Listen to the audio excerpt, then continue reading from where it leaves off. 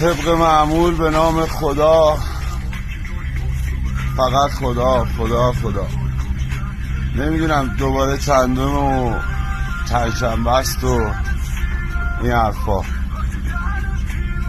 آتیش مهار شد، آتیش خاموش شد، ولی دل ما هنوز داره میسوزه.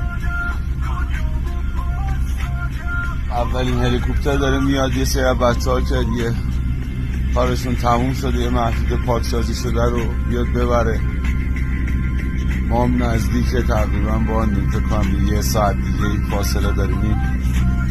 آخرین درختی بود که سوخت و صداش در نیومد از داغی که ما آدما به دل این هیرکانی گذاشتیم. دم اونایی که اومدن به این هیرکانی کمک کردن، آتیشش رو خاموش کردن گرم. و نمیبخشیم اونایی که اینقدر ظلم کردن به این کشور، این مملکت، این جنگل، این مردم.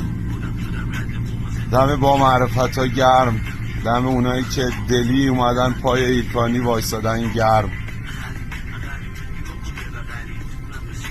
خدای شکرت، خدای شکرت که بهمون قوت دادی، بهمون معرفت دادی، بهمون غیرت دادی، بهمون نفس دادی که همچین روزایی بیاییم حداقل به این طبیعت یه دستی بدیم. ما که کاری نکردیم ولی اندازه خودمون یه چند روز اینجا بودیم و گذشت.